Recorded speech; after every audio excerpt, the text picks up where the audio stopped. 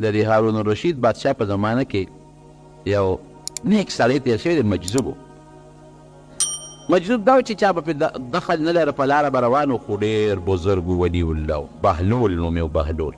قصې به تاسو اورېدلې د دنیا په کارونو کې خلکو به بهلول لیونی دی مجنون دی او دومره هوښیار و چې ولي الله را زمانې و د الله تعالی عبادت کوه او روجې نیسه یو ځل دا صحرا ته کبار ته راوتی دی او ذکر و فکر کوي د الله تعالی نو چې سړی ذکر او فکر کې مشغول نو اکثر په دې ځمکه کرښې ورسره راکاږي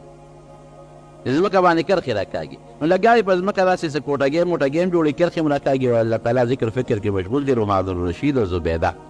د هغه ښځه ور ډېره مینه یې ورسره ترې لورې هم وه زبیده دا ډېره نیکه بیبي وه دا د دې زمانې د زموږ د بادشاهانو د ښځو په شانتې نه وه چې سرتور سرګردي او په دغه باندې څه ورته ویل کېږي په چترو د سړو سره را دانګي د جدونو نه داسې نه وه نیکه ښځه وه دومره نیکه وه چې د یو نهر جوړ کړی و هغې ته به یې نهر زبیده وې ټولې مکې مکرمې ته او مینا ته او عرفات ته یې د هغې نه اوبه ورکړې وې او چې کله به دا حج له راتله نو اوښان به د اشرفونو او د درهمو نه ډک راوړل او دا ټول مال به په حاجیانو باندې په مسکینانو په فقیرانو په مکه شریفه او په مدینه شریفه کې خیرات کاو دومره نیکه وه چې مړه شوه که نه دا زبیده نو چا په خوب کې ولیده ورته یې ویل زبیدې ته خو به الله بخلې یقینا خو کومه مرتبه یې دله درکړه او پسې وبخلې زبیده ورته وایي چې کله الله ته ور مخامخ شمه رب العالمین ما ته وایي چې زبیدې فک د خیراتونه دې کړي دي خو ګورې مال ما در کړی که ما مال نه وي در کړی یو روپۍ دې نه شو خیرات کولی نیر دې ایستې دي د مکې او د ګردونوا خلقو دې سیراب کړی دی خو ګورې ما د بادشاه ښځه جوړه کړې وي که دا بادشاهي مې د خاوند او تاله نه وي در کړی او دا دولت او دا طاقت او توفیق مې نه وي ورکړی نو یو کرښه دې م نه شوه راښکې تاجس او یاره دا ګوره حقیقت هم دی ګوره ډېر ګران کار دی که ته ما په عبادت وکړو ما خو ده وکړو والله راته وایي چې ما سترګې نه وې در کړلی څه ما خپې نه وې در کړلی څه ما مال نه و در کړی بیا به څه کې نو وي دا ټول چې ما وي ما چې غار کش وې ځکه چې دا څومره واقعي نیکۍ ما کړي دا خو د الله تعالی په توفیق مې کړي دي زبیدې تباه شوې وایي ما ته وایي چې نه زبیدې په یو عمل دې بخښم وي الله راته وایي یو عمل دې کړی دی پوټې نه غوندې خو مې خوښ شوی دی په هغې دې بخښم وی غلی مو رپېږم د الله په دربار کې وی ما ته یې وایي چې د ماښام وخت و یا یو ټیم و نو ته ډوډۍ ته ناسته وې نوړی دې راوچته کړه چې نوړی دې راوچته کړه نو لوپټه دې په سر نه وه سر نه دې لوپټه پرېوتې وه دې کې بانګي بانګ وی مؤذن الله اکبر نو چې هغه مؤذن بانګ ووی نو تا لوپټه په سر نه وه اکثر اوس هم که د ښځو ته خیالي نو چې بانګ شروع شي نو لوپټه زر په سر کي نو وی تا هغه نوړی راوچته کړې وه خو ډېر تکولی دی و دې کې مؤذن وي الله اکبر وی تا وی چې او دا سر مې ښکاره دی نو هغه نوړی دې واپس په هغه لوښي کې کېښوده او لاول دې لوپټه راواخېسته خپل سر دې پټ کړ نوړی دې کېښوده نو بیا دې هغه نوړی راوچته کړه زبیدې زما د نوم تعظیم و لویي دې کړې دا هغه نوړی دی د خولې نه واپس یې ښودې د خپل نوم په دې تعظیم دې بخم پټې ځکه غوم زما نوم لویي دې وکړل نو زبیده او هارون الرشید دواړه په لاره باندې روان دي دا بهلول اوس لګیا دی او سوچ کوي د الله تعالی ذکر او فکر او په نومونو کې او په دې قدرتونو کې ان فی خلق السماوات والارض واختلاف الليل والنهار لآیات لأولی الالباب د شپې چې به نبي علیه السلام پاڅې د ستورو ته به یې کتل د اسمان ته او د الله د قدرتونو ته او د الله لوی ذات به یې معلومه کرښې راکاږي نو دې کې پې هارون الرشید راغی ورته وایي چې بهلول څه کې وی جنت کې کور جوړوم خو د هغه دا مطلب نو چې دا د جنت کور دی دا جوړو مطلب دا و چې د الله تعالی ذکر کوم الله ته متوجه یم الله به رضا شي نو دا زبیده ورته وایي وی خرڅی خو یې نه مجذوب و نو دا خو مالدار خلک واسې به هم پرې خیرات کو وی ولې نه خرڅو وی په څو خرڅی وی په یو اشرفی خرڅو وی ها واله اشرفی ول هغه زبیدې ورکړه او روان شو چې روان شو لاړل د شپې کور ته لاړل شپه شوه هارون الرشید وایي چې اوس خوب وینم نو یو ډېر ناشنا محل دی، خوب کې اوسینه. داسې محل دی چې هغه محل سویم چې خدای داسې ناشنا محل او د جنت محل چې دا به ده چې وایي چې ورنږدې شوم په هغې د زبیدې نوم لیکلی زما د ښځې نوم یې پرې کړ چې دا زبیدې محل دی. وی خوشحاله شوم چې دا ښځې خو مې په جنت کې ښایسته محل دی. وی هغه سړي ته مې وویل چې دا د چا دی؟ وایي چې دا ستا د بیبي دی زبیدې. وی ما ورته وی چې ما ته دروازه کوله وکړه چې زه وردن نه شم که نه؟ وی چې نه د اجازت نشته. وی چې د ما د ښځې محل دی. وی ګوره هغه د دنیا خبرې دي. دنیا کې خاوند د ښځې محل ته او ښځه د خاوند کور ته ځي راځي. د جنت به دا چا خپل محل وي. وی چې زما وی چې ستا پکې نشته دا خو د ښځې محل دی. راویښ شو. چې راویښ شو زبیدې ته وایي چې زبیدې ما خو داسې خوب ولید، تا خو په یوه اشرفۍ واقعي محل وګټه، یو اشرفۍ دې خیرات کړه. ته راځه ځو، زه نن دا بهلول ګورم. هغه بیا د هغه خپلې جونګړې مخې ته ناست دی او بیا کرښې راکاږي او سوچونه کوي اسمان او ستوري او د الله تعالی په ذات کې. هارون رشید ورته وایي چې بهلول څه کوې؟ وی جنت کې کور جوړو. وی ښه؟ وی خرڅی خو نه. وی نه خرڅو. وی په څو خرڅی؟ وی د ستا چې ټوله بادشاهي راکې نو په هغې یې خرڅو. چې دا څومره د بادشاهي ده که نه دا به ټوله راکې دا به په هغې خرڅو. هارون رشید ورته وایي وی پرون خو دې په یوه اشرفۍ خرڅو، پرون خو دې په یوه اشرفۍ خرڅو او نن یې زما په ټوله بادشاهي خرڅې. دا ولې؟ وی پرون نالیدلې سودا وه اوس د لیدو سودا ده. نالیدلې خو چې چا شي لیدلی او په هر څه دي او چې دې ولید خو خوښ دی چې خو بیا به زما په قیمت اخلي. ګوره دا و د هغې الهام شوړه ته. یعنې د هارون رشید د خوب نه بهلول څه خبر چې د شپې خوب لیدی دی. د هغه د خوب نه څه خبر هغه خو ورته نه دی چې ما په خوب کې د ښځې هغه محل ولیدو د ما ونه لیده. نن یې په ټوله بادشاهي خرڅې، پرون نالیدلې سودا وه او نن د لیدو سودا ده. د لیدو سودا ده چې زه په څو خرڅوم. اوس خو د شیخ وخت شوی دی چې زه یې په څو خرڅوم نو په هغې به اخلي. اتقوا فراسة المؤمن فإنه ينظر بنور الله. او هدې یو مثال درته لنډ غوندې ښې. یو نیک سړی دا نیکي یوازې په دې کې هم خاص نه چې یو سړی دی جومات کې ټول ورځ ناست دی او دې دی نیکي نه، دا هم نیک باید سړی خپله زمینداري کوي الله یادي، دا هم نیک دی. مسلمان دی نیک باید سړی خپل تجارت کوي، په تجارت کې دروغ نه وایي، دوکه نه کوي، سود پکې نه کوي، مسلمان سره ټګي نه کوي. دا ځان له ولي الله دی. ګورئ باید سړی خپل ملازمت کوي، خپلې نوکرۍ له ځي، په ټیم ځي په ټیم راځي، د مسلمان او د حکومت هغه خپل حق پوره کوي، بل څوک تنګوي نه. که څوک ونه راغی خپل لمونځ او درس ورسره کوي. دا هم نیکي ده که نیکي یوازې چا پورې خاص نه ده او نه د چا خصوصیت دی. یوه سړی ناست دی ترکان دی خو نیک سړی دی، نیک اره باندې لګیا یې لرګي پرې کوي. دا یو عبرت یو قصه ده. یو زمری پرې راغی. چې زمری پرې راغی زمري ورسره خبرې شروع کړې. ترکان کاکا څه کوې؟ وي دا لرګي ریبم. یو لاس له په کبړې نه راځي. دا زمري ورته وایي نو که بل سړی وی نو ویې به چې اوس تا څه په مصیبت پرې تښتېده به زمري نه به چا خلاصو او زمري سره څوک کبډي کولی شي. ورته یې ویل داسې کار دی زمریا ټینګ به راته نه شي. ګورې ورته یې ویې ته را دې خوا چې معلوم یې کړو. ویې ګوره سم شي ټینګ به راته نه شي. ویې نه ته را دې خوا چې نو پته به ولګي. ترکان کاکا ورته ویې ورېږه دا لرګی مې شروع کړی دی په دا نیمه کې نه شم پرېښودی. دا لرګي پوره سر ته ورسوم ولې به نو در پاسم ګورو به زمري ورته دقسې ناست دی او دی لګیا دی ورسره اره کوي. زمري ورته وایي شابه زه ریبه که نه؟ یاره وایي دا اره په دې لرګي کې نه چلېږي. بعضې وخت کې لرګی سخت شي که نه اره پکې نه چلېږي. نو د پاسه پې شپې ته ډک والي د لرګي د پاسه هغه شپې ته چې پې ټک وي نو هغه لرګي کولو شي نو اره پکې چلېږي. نو دی ورته وایي چې یاره شپې ته خو مې په ټکوالې ده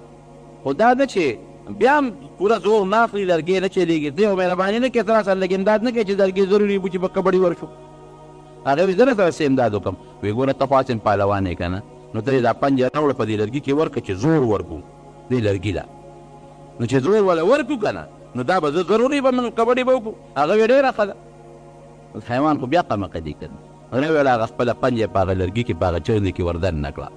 او زور ورکوي چې دې ریبي. هغه ورته ځان هغه شپې ته وویست. چې شپې ته بهر نه وویسته لرګي خو را جوړ شي که نه دا پنجه یې تې کلکه ونیوه بس ورپاسېده او چوکۍ ته یې ګوتې کړې. اوس وی را میدان ته شه چې اوس سره کبډي وکړو د هغه پنجه خو په لرګي کې نښتې وه چې زور ورکوي خو داسې خوږېږي بیا ترقدم ورسره وه د ارم ورسره ده او سولې ملې ورسره د قصې پسې خو اسباب خو ورسره کلاشنکوف پیل سره برابر دي شروع یې پرې وکړه د پرېښود چې سید یې ویست اتقوا فراست المؤمن نبی علیہ السلام فرمایي چې مسلمان د هغه د هوښیارتوب نه یېرېږه فانه ینظر بنور الله دی چې نظر کوي د الله په نور کوي ده ته الله په دې زړه کې الهام کوي د حضرت موسی علیه السلام مور بل مثال درکړو د موسی علیه السلام مور چې کله فرعون هغه خپل خلق لیږل فرعون خپل خلق لیږل وي ماشومان راولئ چې کوم هلکان پیدا کېږي جلالو فیصله یې کړې لیکن موسی علیه السلام پیدا شو مور سره غریبې سره فکر دی چې یا الله د سره به څه کوم دا خو اوس که د فرعون لښکر راغی او خبرېږي نو دا ماشوم به رانبوځي ولالی به نو روایاتو کې راوي چې دا چا ورته الوي فرعون ته چې پلان کې بني اسرائیلو پلان کې کور کې ماشوم پیدا شوی دی چې څنګه هغه دغه راغلله هغه کاردار نو دې تنور بل کړی و اور یې پکې بلو الله ولا بالکل دماغ له سلب کړل لکه انسان لیونی نشي د موسی علیه السلام د مور ماشوم یې راواخېست په تنور کې وغورځو موسی علیه السلام یې تنور کې وغورځو کورونه کې لکه خلک چې لیونی شي نو لیونیان خو په ځان نه پوهېږي هغې راله لوی ماشوم دا ها کوي او غږ هم نه کوي نو زه خدای ته عقل اغشتی دی یو کوټه ګوري بله کوټه ګوري بل ځای ګوري اوس په تنور د چا خیال لري چې ماشوم به لا تنور کې پروت دی لاړل بار ته ووتل تاسو راته ظالمانو دروغ وی ماشوم خو نشته چې بار ته ووتل د دې عقل بیا الله واپس کړ چې واپس یې کړې چې ګوري ماشوم به څه کا په تنور کې غورځولی دی ورمنډه یې کړې موسی علیه السلام یې تنور نه راواغې چې الله تعالی پې هغه اور ګلې ګلزار کړی لکه څرنګه چې په ابراهیم علیه السلام الله اور ګلې ګلزار هغې ته بیا چا الوی چې هغه ماشوم خو دا چل ورکره کور کې دی قرآن حکیم کې الله تعالی فرمایي چې ما د موسی واوحینا الی ام موسی د موسی علیه السلام مور ته ما وحی وکړه نو ښځې ته خو وحی نه کېږي پیغمبره خو نه ده الله وله ړکې دا واچو ړکې چې ته یو صندوق جوړ کړه ماشوم پکې بند صندوق یې جوړ کړه ماشوم یې پکې بند کړه او یې دریاب کې وغورځوه صندوق یې دریاب کې وغورځو عقلمن انسان دا کوي سوال نه پیدا کوي دا چې پوره د هغه یقین نه دا چېرته کوي د خپله لاسه ماشوم رالم او بکس کې اچوم او دریاب کې غورځومه دا خو چې د الله پوره رابطه ورسره نه او د الله په ذات یې پوره یقین نه د الله په خبرو یې پوره یقین دا کار څوک نشي کولی دا خو لکه د فرعون رانه یو پته نه لګي یو به سي وکړه یو نسي وکړه حلال به کېږي نه وکړي او حلالي زما د سترګو نه پناه به حلالي او دا خو یې په خپل لاس اخلي او په صندوق کې اچي او دریاب کې غورځي لیکن پروردګار څه چل کوي وړه ماشوم لور ته یې ویتلي صندوق سره د بچې چې څه چل به کېږي زما د دې زوی هغه صندوق سره روانه وه صندوق چپې وړه د فرعون محل ته وله بیله شوې وه او هغې محل ته صندوق ورسېد هلته کې لګیا ده د هغې وینده ده او لوڼه دي هغې وینځي هغې لګیا دي لوبې کوي صندوقونه د اوچتې کوو چې ویې کته پکې خشته ماشوم پروت دی الله د فرعون کور ته ورسو دشمنو په مستقبل کې د فرعون تربیت الله د فرعون د لاسه واخیست دا د موسی علیه السلام د مور دې زړه ته الله تعالی القا وکړه والذین جاهدوا فینا لنهدینهم سبلنا وان الله لمع المحسنین که د دین کار کې ته پریشانی راله که د دنیا په کار کې ته پریشانی راله او یا دا وی چې زه هر کار ته لاس اچوم او پلارې مې بندې دي یاره کم کار چې شروع کوم کم تجارت شروع کوم تاوان دی نو الله دې هېر کړی دی الله دې هېر کړی دی بس د الله تعالی ذات کې مشقت فکر شو کوشش شروع کا الله مه هېروه الله یاد کا مونځ ورله شروع کا ذکر و اذکار کوه لږ د شپې پاسه ورته لږ تلاوت شروع کا او الله نه ته امداد وغواړه په دې خپلو کارونو کې ته ګوره چې کار دې سمیږي او که دې نه سمیږي ته ګوره چې ستا پریشانۍ ختمیږي او که پریشانۍ نه ختمیږي ومن اعرض عن ذکري فان له معیشة ضنکا قرآن کې الله فرمایي زما نه چې څوک غافله شو ژوند به تریخ کوم زموږ ژوند تریخ دی که نه الله رانه هېر د مانځه په وخت کې دنیا پسې منډه د اودس په وخت کې دنیا پسې منډه هلکه د شپې به څوک پاسي د بخور نه د شپې څوک پاسي دا سهار مونځ به څنګه کوم وختي به پاسمه دا سهار چې د ډیوټي ده وختي وله منډه وی دا پېښور ته چې سهار وختي پلای کور ته ولاړې نو دا د دنیا کار لپاره بیا خوب پرېږده د الله لپاره نه پرېږدي زما رونو بس دا حل شو څه قسمه پریشاني درته راله الله ته ودرېږه بس مونځ ورته کوه، ذکر و اذکار کوه. کوم کار دې بند دی چا پسې مه ګرځه، او کوم شي ته لاس اچې او هغه در پسې راخیږي هغه کارونه نه سمیږي، الله ته رجوع کا، الله یاد کا، د الله دین کې سوچ فکر وکړه، ذکر و اذکار وکړه، نفل شروع کړه، تهجد شروع کړه، ته ګوره چې کار دې سمیږي او که نه سمیږي. نو یو ځل د هوښیارتوب پورې ته وایم، یو سړي سره روانه وه، هم عالم و، داسې نیمچه غوندې موله و، د هغه امام صاحب سره روانه وه، خامخا د چا څوک بدې شي، نو امام صاحب پسې به ډېرې خبرې کولې. یو ځل دغه سړی په کور کې د ښځې سره روان شو، ښځې سره د شپې ګپ شپ لګاو، ښځې ورسره خبرې نه کولې. نو دا سړی ورته وایي چې ښځې ما سره خبرې کوه او ولې روانه را سره مه کوه، ګنې بده به شي دله. ښځې ورته وایي نه کوم در سره خبرې، وایي نه کې خبرې وایي، وایي ښه تر سبا پورې که دې ما سره خبرې ونه کړې نو په 3 طلاقو به طلاق یې. داسې کاڼي وروشغو چې د دې له پاسه بل ساړو شته دی، تر سبا پورې که دې خبرې ونه کړې، سبا خطو پورې نو په 3 طلاقو به طلاق یې. نو دا ډېر ګران طلاق دی. 3 طلاقه د خولې نه چې سړی وباسي که نه، بس د دې جوړښت بیا نه کېږي، خو که کېږي نو هغه ډېره ګرانه مسله ده، هغه د عزت مسله نه ده، هغه بیا د بېعزتۍ مسله ده. دا ښځه به بل څوک په نکاح کوي او واده کېږي به ورته او به یې پرېږدي او بیا به تاله روا کېږي، هسې نه روا کېږي، ګرانه خبره د خولې نه 3 طلاق. او ښځه چې وه نو ښځې چې دا خبره واورېده نو په کار دی چې پرې خفه شوې وې او زر یې خبرې شروع کړې چې که سبا راوخت خو جدا کېږم، خو بس هغې یې مړه پوخ کړې، بس هغې پاسېده او کټ کې ډډه وویله چې زه به ستا نه به مې خو خدای په دې زړه کې وي خبرې خو نه کوي، سبا به مې نه خدای خلاص کړي. چې لږ ساعت تېر شو، سړي وایي چې دا مې څه غول د خولې نه وجوړول، دا مې څه ووایي. دا ګوره دا طلاق چې سړی ورکړي که نه، بیا وروسته په مولیانو ګرځي، تر یو لځي او ورته مسله وکړي، بل له لاړ شي او ورته مسله وکړي، مقه یو ټکې دی ګرځي که څه لوبه پکې راووایي، لکه نېکبخته نو مخکې به یې سوچ کړی و که نه. او موږ له بعضې راشي یاره صاحب نو په غوسه کې ډېر سخت غوسه وم، نو مې چې ته خوشحاله او ښځه دې خوشحالې او یو بل سره ډوډۍ په میز ناست او چرګوټي خورئ، نو په دغه کې خو څوک چاله طلاق نه ورکوي. طلاق خو د خوشحالۍ نه څوک نه ورکوي، خو چې غوسه شي نو طلاق ورکوي. دا خیال شي ګنې په دې غوسه کې به نه واقع کېږي. ډېر سخت غوسه وم، نو غوسه مې نو ګوزاره په ځان برچک لګولې وکړه، ښځې له طلاق ورکوالې برباده کړه، سره د بچي دې غرق کړل. دا ګوره ډېر ګران کار دی، الله دې مسلمانو سره ښځو سره ګزاره کوي. نبي علیه السلام فرمایي وایي دا ستا په لاس کې قیدیان دي، دا زه نه وایم، ګوره رسول الله مبارک فرمایي دا ستا په لاس کې قیدیان دي. که ته ورته وایې پلار که راځه ځي به کوی نه دی نه بچي، که ته ورته وایې چې دا جامه واچوه نو وابچي او که ته یې وله نه راوړې نه بېچي، که ته ورته وایې چې هلته لاړه شه نو لاړه به شي، او که ته ورته وایې مه ځه نو هن عوان بین فی ایدیکم. نبی علیه السلام فرمایي ستا په لاس کې قیدیان دي، جعل الله تحت ایدیکم، جعلهن الله تحت ایدیکم، الله ستا د لاس لاندې کړي دي، نو ګزاره ورسره کوه. او پیدا د کچې پختې نه دي، که ته وایې چې دا غلطي کوي او دا روانې ولې کوي، کچې پختې نه پیدا دي، ګسې نه. او په ګسه پختې کې د بره پختې نه پیدا دي چې ټولو کې کږه پختې ده، نو چې کار کوي خامخا به کوږ کوي. او که ته وایې نبي علیه السلام فرمایي دا د هغه د الفاظو معنا که ته وایې چې نه خامخا به نیغ کار کوي، نو پختې چې نیغې نو کسره نو ماتې به، پختې چې نیغې ماتې به. نو که ښځې باندې نیغ کار کوي او خامخا نیغې نو کثرتها طلاقها بیا به یې پرېږدې، نو بل علاج پرې نشته. نو نبي علیه السلام فرمایي ګوره دا د هغه الفاظ دي چې ښځې نه به کار اخلي خو کوږوالی به پکې وي، په خپله فرمایي. نو زمونږ خلک د ښځو په معمولي خبره انګولې کې مالګه زیاته دې کړله او ما خو دا ترکاري وي تا خو دا پخه کړه او ما ته دې بستره برابر نه کړه، ما دې پوخ څادر را نه کړه، 3 کاڼي ورشغئ. دې نه ځان ساتئ، خطرناک شی دی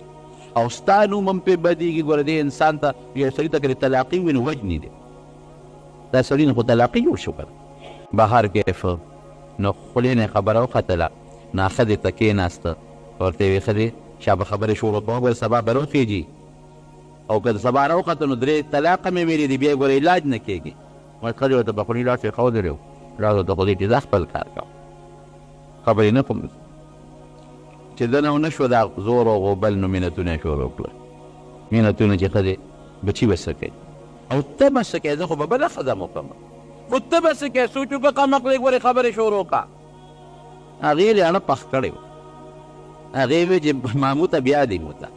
بس په خولې لاس کېښود چې زما غم مه کوه، اوس د ځان غم کوه. بس خدای به مې تا نه سبا که خیر خلاصوي ورکې وي ده سره خبرې نه کوي چې دی پوه شو چې اوس خو ښځه خبرې نه کوي نه په مینت رضا کېږي او نه په زور کېږي او نه په بل څه کېږي او که سبا راوخت او قصه جدا کېږي نو چې نظر یې واچو چې مسله به راله څوک سموي نو امام ابو حنیفه رحمت الله علیه په مشهورو په کوفه کې هغه پسې منډه کړي نیمه شپه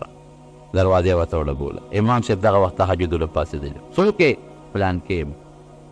هغه ته خو پته وه چې ټولو دې ما پسې خبرې کوي او زما بد وایي څه بیا څه پسې راغلی وی صاحب یو مسله راته پېښه ده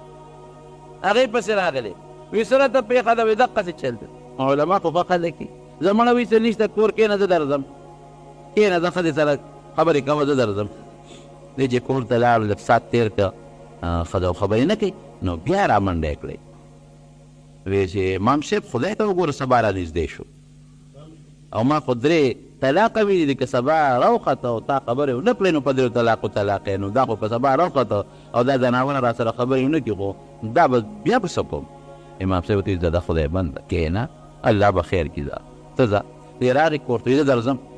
چې لږ ساعت تېر شو سرغا ورو ورو زیاتېږي سبا خو لا نه دی ختلی نو زه بیا تنګ شو ښځې ته جرګې کوي پخپو م وله پرېږدو مینتونه م ورته کوي د دغې سړي به د ښه اخلاق هم بیا خوښ شي کړه نه پوره بدماش دی پوره بدماش دی خو چې ګیر شو که نه نو بیا داسې د ښه خوی خاوند ته جوړ شي که نه بیا ملا ته هم مینتونه کوي جرګې کوي بیا ښځو له هم پخپو پرېږدو هر څه دی د بد سړي وي د ښه خوی به که نه هغه ښځه ورسره خبرې نه کوي حاجي صاحب خوند نه کوي چې خبرې ورسره نه کوي دی بیا تنګ شو امام صاحب پسې امام صاحب د خدای خاطر کې دغه سبا دغه لس پنځه د شل منټې نیمه ګنټه پاتې ده او راشې د قصه مې خلاصې او که ته راته نه کوې نو مې پوه کړه امام صاحب یې ښځه چې ده توب نه ځان ساته مو چې دا قمقل دی ټیک ته که دنیا سره تعلق نی نو قمقل به په دنیا کې خو دین کې به هوښیاري او که دنیا سره تعلق وک بیا به ګورې په دنیا کې هم هوښیاري اتقوا فراست المؤمن امام صاحب ورته وایي ځه هغه پوه چې دا خو واقعي ښځه خو ناقص العقل او ناقص الدین د عقل هم کم دی او دین هم کم دی نو ښځه خو دې وخت کې په جذباتو کې ده او که ښځې خبرې ونه کړلې او جدا شوه نو واقعي د ښځې لپاره مصیبتي سبب یې بل څوک په نکاح اخلي یا به نه اخلي سړي لپاره مصیبت شو بله ښځه پیدا کېږي که نه په ګناه کې به مبتلا شي او دا یتیمانان دا ماشومان به څه کوي دا بیا لوی غم چې دښمني جوړه شي په طلاقو کې له دوو خاندارونو بیا اکثر سبا ته داسې نیمه ګنټه شل منټه پاتې دي امام صاحب ورته د ښځې سره کښېنه خبرې ورسره کوه هغه یې کور ته ولېږه امام صاحب جومات ته راغی او په جومات کې بانګ شروع کړه الله اکبر الله اکبر امام صاحب په خپله بانګ وویل خو چې بانګ یې شروع کړه د ښځې خو یقین راغی چې سبا خو راوخت ځکه بانګ خواله ویلې کېږي چې سبا راوخېږي سړي ته یې ویل حقه دې خدای دنه خلاصه کړمه سبا راوخته امام صاحب ول اواز ورکړ نیمه ګنټه پاتې ده سبا نه مخکې دې خبرې وکړې دا خپله نیمه ګنټه شل منټه ټیم پاتې دی ما هغه د بانک مخکې وویل سبا نه مخکې دې خبرې وکړې تا خو چې سبا نه مخکې خبرې ونه کړې نو طلاق یا مخکې تا خبرې وکړې دا ګوره هوښیارتوب دی امام صاحب قیاست او هوښیارتوب خیال دې راغی نو مسلمان له الله تعالی په زړه کې دا هوښیارتوب او دا قیاست او دا دانایي الله تعالی چولي